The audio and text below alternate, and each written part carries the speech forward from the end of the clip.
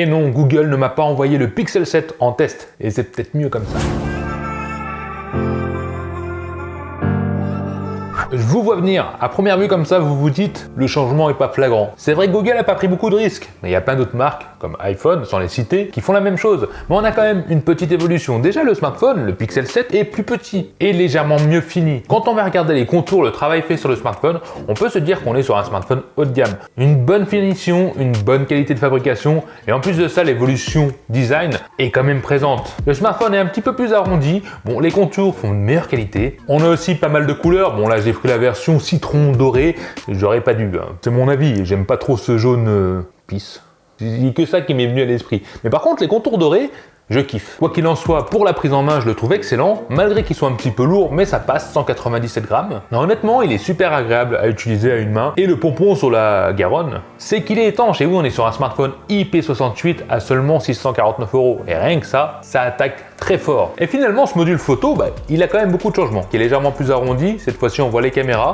On a la caméra principale de 50 mégapixels, la ultra grand angle de 12 mégapixels. Et l'évolution sur la photo, je le trouve pas dingue. Alors oui, il y a quelques améliorations petites. Déjà au niveau des photos de jour, Google, spécialiste de la photo, surtout pour ce tarif-là, difficile de lui trouver des défauts. On a des bonnes couleurs, c'est survitaminé, des bons contrastes, un bon rendu, on a du détail. Clairement, les photos de jour avec le Google Pixel, c'est ouf. L'ultra grand angle, pareil, il est très bon pour de 12 mégapixels. J'ai rien à lui reprocher, je trouve le résultat très bien. Cette fois-ci, on va retrouver un zoom x8 numérique qui était censé être aussi bien qu'un zoom optique. C'est pas le cas, mais pour un zoom x8 numérique, j'ai pas trouvé mieux ailleurs. En tout cas, je le trouve pas forcément très détaillé, mais pareil, pour du numérique, le zoom x8 est très bien. En x2, c'est autre chose, on a vraiment des détails, on n'a pas l'impression d'être sur du numérique. Bravo Google, moi je trouve le zoom très bien. Pour ce qui est du mode nuit, toujours pareil, c'est très bon, hein. Dès qu'on a un peu de lumière, des lampadaires, etc., les photos sont très bien détaillées, l'algorithme Google fait très bien son boulot. Après, chaque smartphone a ses limites. Bon, en mouvement, avec un manque de lumière, ça devient un peu plus difficile, mais qui fait mieux de nos jours, même en haut de gamme?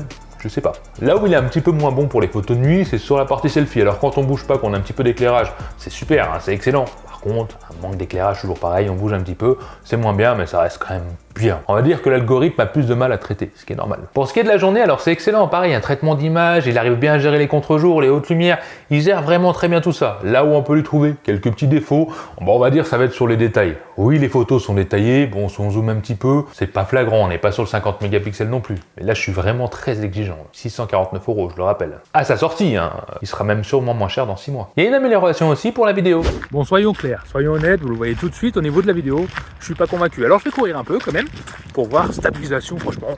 Et là, c'est ouf. Par contre, couleur, un peu palo. Ouais, c'est pas forcément détaillé, pourtant je suis en 4K, 30 images par seconde. Alors à savoir si ça va s'améliorer, mais pour l'instant, moi je suis pas convaincu. C'est pas nul, c'est juste que je suis pas convaincu. Et en selfie, c'est pareil, je me trouve un peu palo et c'est pas forcément très net. Alors en photo, pixel c'est dingue, mais en vidéo, même si on est en 4K, à 30 images par seconde en selfie, c'est très bien. Mais il vaut mieux avoir du 1080p de bonne qualité des fois que du 4K. Ça passe. C'est pas ça. Alors là, on est en 4K avec un petit peu d'éclairage de nuit. On va aller dans l'obscurité en courant pour voir ce que ça vaut. Voilà, on va retourner le téléphone. Bon, perso, je sais pas ce que ça vaut, ça va me dire en commentaire. Est-ce que ça vaut le coup ou c'est pourri quoi. Bon voilà, on est en 4K, 30 images par seconde. Il fait pas nuit, mais il y a vraiment pas beaucoup de lumière. Comme ça, on voit ce que ça vaut. Ah bah, magie. La lumière s'est allumée quand j'ai fait la vidéo. Bref, comme ça, vous voyez ce que ça donne en selfie. Donnez-moi votre avis en commentaire. Chacun ses goûts. Certains seront plus difficiles que d'autres. Je vous garde le meilleur pour la fin parce que là on va passer à l'écran. Alors on est sur un écran FHD+, en 90 Hz. Bon c'est correct, hein, 120 Hz ça aurait été mieux, c'est sur le Pro. Tant pis, moi ça me dérange pas. On est sur un écran OLED donc, mais cette fois-ci il y a un truc de plus sur ce Pixel 7 qui manquait grandement au Pixel 6, c'est la reconnaissance faciale. Et oui, la caméra de face permet de faire une reconnaissance faciale en 2D qui fonctionne très bien de journée, il n'y a aucun souci, moi j'adore, je trouve que c'est super réactif. Par contre, en basse luminosité et de nuit, ouais, faut oublier. On n'est pas sur un iPhone, c'est pas aussi bon de nuit, au moins c'est là et c'est quand même plus sécurisé qu'une reconnaissance faciale standard. L'empreinte digitale sous l'écran a été aussi améliorée, et oui, cette fois-ci c'est beaucoup plus rapide avec beaucoup moins de bugs. Moi j'ai pas ressenti un seul bug, je trouve le déverrouillage ultra rapide, vraiment, l'empreinte digitale sous l'écran, j'ai rien à lui reprocher, pour là, maintenant. Surtout que sur les smartphones Google, on a l'expérience Pixel, c'est-à-dire que tous les contenus Google sont super bien optimisés, fonctionnent parfaitement entre eux. C'est vraiment un autre monde, hein. Avoir un Pixel, c'est vraiment une nouvelle façon de voir un smartphone. J'y vais peut-être un peu fort, mais c'est vrai que c'est pas mal. Déjà, il y a un truc qui est pas mal, c'est au niveau du multitâche. Quand on lève, on peut faire des choses différentes que les autres smartphones ne proposent pas. On peut copier directement des textes, on peut partager des liens ou des photos directement via le multitâche. Et je trouve cette idée, c'est simple, hein, mais c'est super bien. Bon, après, il y a plein d'autres choses, on va pas tous les citer, mais celui que je préfère, c'est la reconnaissance musicale, un peu à la Shazam, mais en permanence. C'est-à-dire que ton smartphone va détecter en permanence la musique qui est autour de toi. Ok, t'es espionné en permanence, mais voilà, ça a un historique, donc ça te dira toutes les musiques que tu as entendues. Si tu les cherches, c'est super pratique, t'as pas besoin d'avoir le nez dessus en permanence. Moi, j'adore. Comme je l'ai dit, il y a énormément d'autres choses, de la traduction instantanée, etc. Et tout ça fonctionne sur Android 13, oui, le tout dernier Android, qui pour le moment n'a pas de bug. En tout cas, je n'ai pas ressenti de bug comparé au Pixel 6, qui en avait pas mal dès le départ. Là, sur le 7, je vais pas dire qu'il n'y en a pas, mais moi, j'en ai pas eu, même pas un petit. Mais il y a un défaut. Et c'est ce qui va être toute la suite de la vidéo d'ailleurs. On est sur le processeur Google Tensor 2, donc c'est le nouveau processeur de chez Google, qui est censé être amélioré, c'est le cas, qui sera plus performant pour les photos, etc. Ouais, normalement. Hein. Qui a un score en tutu pas extraordinaire, on est un peu plus de 700 000, donc pour le prix, c'est très bien, hein. Mais voilà, c'est pas non plus une bête de course. Et qui va faire tourner des jeux 3D. Oui, il va faire tourner des jeux 3D et des jeux gourmands aussi, mais il y aura quelques latences. Parce qu'il n'est pas du tout optimisé pour ça. Alors oui, vous inquiétez pas, pour n'importe quel jeu, ça tournera. Surtout qu'il chauffe moins que le Pixel 6 au niveau des jeux. Ça va. Mais ça va venir jouer quand même sur l'autonomie. Parce qu'on est sur une batterie plus petite que le Pixel 6. Il a une batterie de 4355 mAh.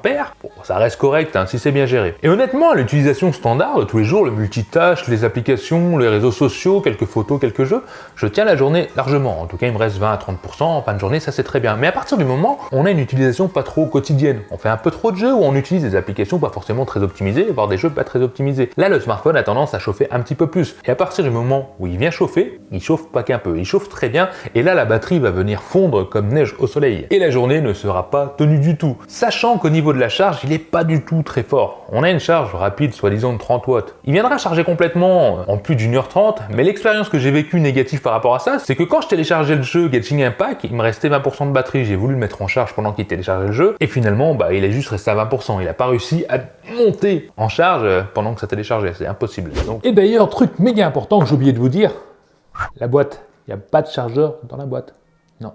Bah oui, le Pixel 7 n'est pas parfait, tout comme le 6, mais il a été quand même amélioré. Pour ceux qui sont sur le Pixel 6, maintenant que les bugs ont été corrigés, etc., je pense pas que ça vaille vraiment le coup de passer au Pixel 7. En tout cas, personnellement, je ne passerai pas au Pixel 7. C'est un excellent smartphone au niveau des photos, de la fluidité, de la navigation, des options Pixel.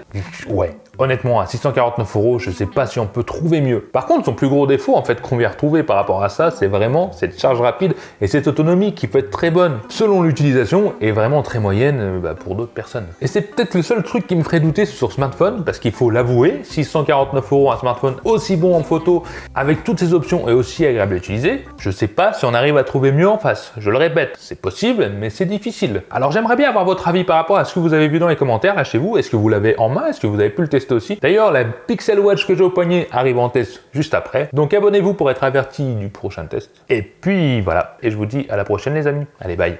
Allez, à vous, t'as aimé la vidéo. Lâche-moi un petit commentaire en dessous pour me dire ce que t'en penses. Abonne-toi, sinon tu seras marabouté par les yeux de Tuki Wanchi toute ta vie.